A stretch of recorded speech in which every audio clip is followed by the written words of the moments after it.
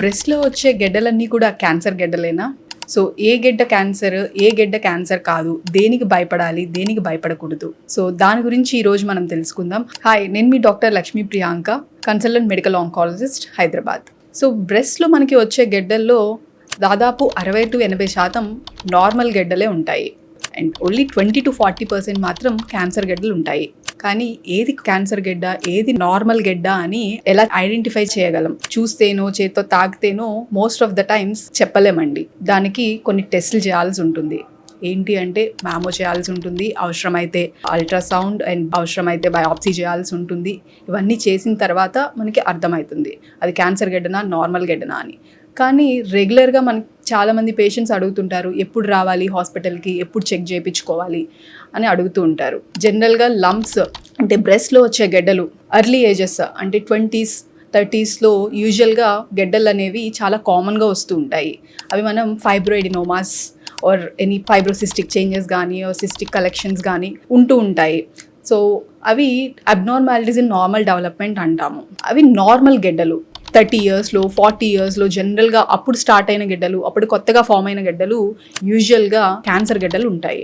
ఇదివరకు ఉన్న గెడ్డలు కూడా ఇప్పుడు ప్రస్తుతం సైజ్ పెరుగుతున్నా లేదా బ్రెస్ట్ సైజ్ పెరుగుతుంది, 2 బ్రెస్ట్లో యూనిఫార్మిటీ లేదు, అన్ఈవెన్గా ఉన్నాయి, లేదా చంకలో గెడ్డలు వస్తున్నాయి, లేదు స్కిన్ చేంజెస్, స్కిన్లో రెడ్నెస్ కానీ ఇచ్చింగ్ కానీ, లేదు పక్కరింగ్ డింప్లింగ్ అంటే వెనక్కి పట్టి లాగినట్టు కానీ, లేదు ఆరెంజ్ పీల్ అపీరియన్స్ అంటాము. ఆరెంజ్ పీల్ అపీరియన్స్ అంటే ఆరెంజ్ స్కిన్ ఎట్లా ఉంటుందో అట్లా చిన్న డాట్స్ లాగా కనిపిస్తూ ఉంటుంది స్కిన్, అట్లా ఉన్నప్పుడు.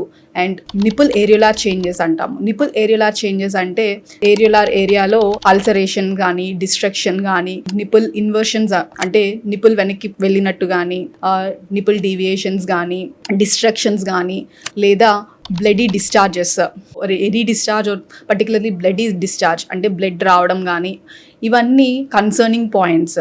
సో ఇట్లా ఏమన్నా అనిపిస్తే you should definitely consult a doctor and get them tested, because ఇవన్నీ కూడా breast cancer symptoms and science.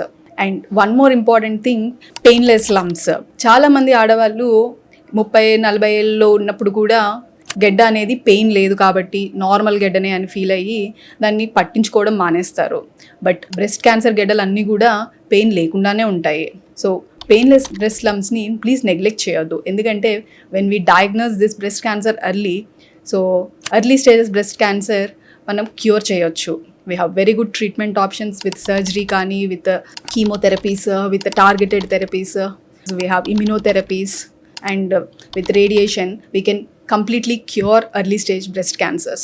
Any breast lump physician దగ్గరికి వెళ్ళండి, టెస్ట్ చేయించుకోండి, నెగ్లెక్ట్ చేయొద్దు. Thank you.